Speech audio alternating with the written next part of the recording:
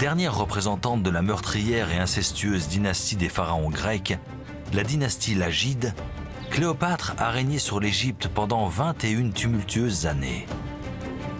Femme dans un monde d'hommes, dans un pays et une culture qui n'ont jamais vraiment été les siens, elle a réussi à se hisser au sommet contre vents et marées. Aujourd'hui, aux quatre coins de l'Égypte, des archéologues explorent les vestiges de son règne afin d'en apprendre plus sur son ascension au pouvoir. Elle a été obligée de prendre des décisions difficiles. Et comprendre comment elle est devenue le plus célèbre pharaon de l'histoire. À Taposiris Magna, non loin d'un temple colossal datant de l'époque de Cléopâtre, l'archéologue Kathleen Martinez est à la recherche du tombeau de cette reine légendaire qui la fascine tant. En étudiant la vie de Cléopâtre, j'ai découvert que c'était la femme la plus charmante de l'histoire. Je me suis rendue en Égypte et j'ai décidé de me lancer à la recherche de sa tombe. Je suis venue ici, à Taposiris Magna, et à l'instant où je suis entrée dans ce temple, j'ai su qu'elle était là. Ça a tout changé pour moi. Il y a 17 ans, Kathleen était avocate en République dominicaine. Mais elle a tout plaqué pour devenir chasseuse de trésors perdus au pays des pharaons. J'ai changé de carrière parce que c'était incroyable d'être archéologue. À chaque fois qu'on découvre quelque chose, on peut changer l'histoire, on peut réécrire l'histoire. Taposiris Magna est un temple dédié au roi et à la reine des dieux, Osiris et Isis. La saison dernière, Kathleen et son équipe ont entrepris d'explorer une section de tunnel située sous le site, guidée par les résultats d'une étude préalable. Le tunnel a été méticuleusement creusé dans la roche et même décoré, ce qui indique qu'il devait avoir une importance. Regardez, on peut voir clairement des traces de peinture. Kathleen pense qu'il pourrait conduire au tombeau de Cléopâtre. Le tombeau de Cléopâtre n'a jamais été retrouvé. Mais à chaque saison, je m'en rapproche un peu plus. Pour moi, les tunnels sont la clé. Cette saison, son équipe est de retour au tunnel pour continuer à chercher la dernière demeure de la reine. Je voudrais voir si dans le réseau de tunnels, il n'y a pas une branche qui mène au temple. Le directeur du chantier, Mohamed Bogdadi, lui fait son rapport. Le tunnel est sec? Oui. Pas d'eau? Super. Et l'électricité? Donc c'est bon, je peux descendre. Génial. Tout est en place pour que Kathleen puisse mener l'enquête dans le tunnel elle-même. Ce qu'elle redoute le plus, c'est la périlleuse descente de 10 mètres le long du puits vertical. Cette corde m'angoisse toujours, parce que si jamais on tombe, c'est terminé.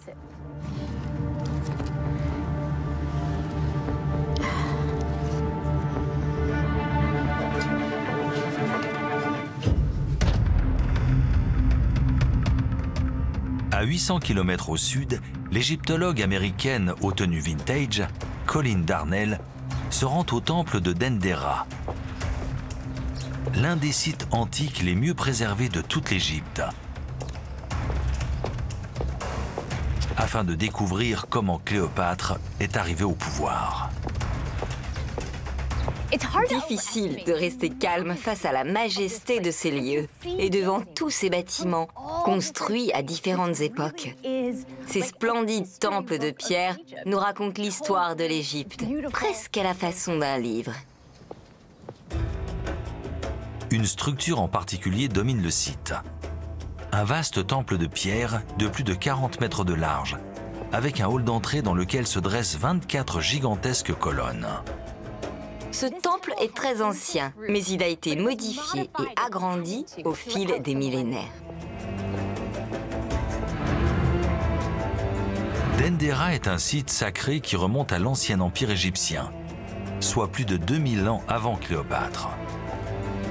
Ce temple est littéralement recouvert d'inscriptions. Presque toutes les surfaces sont ornées de textes en hiéroglyphes, de scènes représentant des divinités et des rois, et surtout la déesse Hathor. Le complexe architectural est situé sur la rive ouest du Nil. Dans l'Antiquité, il s'étendait sur plus de 40 000 mètres carrés et était protégé par une enceinte en briques crues. Au centre se dresse le plus grand temple d'Égypte dédié à Hathor, la bien-aimée déesse de la naissance et de la maternité. Au sud, on trouve un plus petit temple consacré à la déesse Isis. Et à l'ouest, un lac sacré et d'autres sanctuaires construits à l'époque grecque et à l'époque romaine. Pendant plus de 2 millénaires, des milliers de fidèles se sont réunis ici pour des célébrations en l'honneur de la déesse Hathor.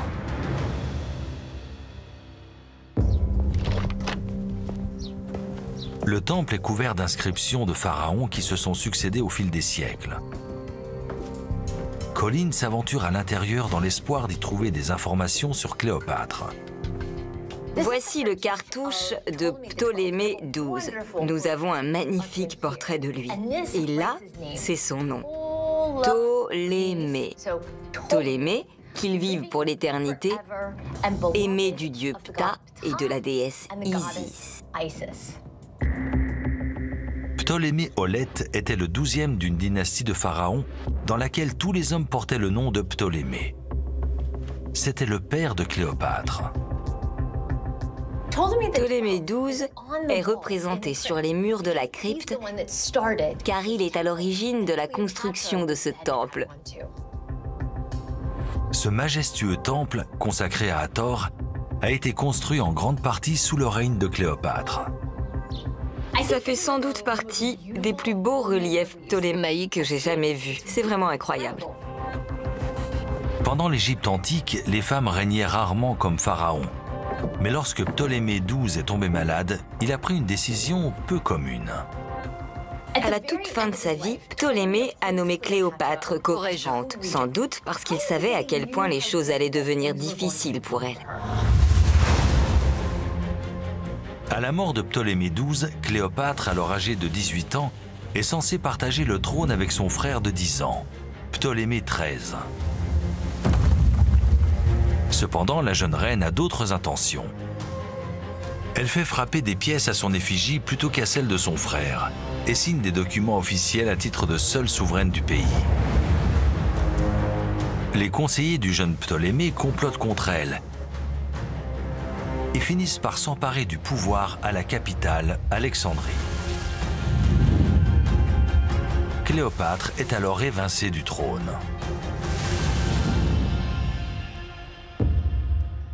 Un conflit éclate entre les partisans de Ptolémée XIII et ceux de Cléopâtre. Et Cléopâtre est forcée de fuir. La jeune reine part à l'est pour se cacher dans la province romaine de Syrie. Exilée, Cléopâtre est alors considérée comme une ennemie d'État. Mais comment a-t-elle fait pour récupérer le trône? C'est ce que Colin cherche à découvrir.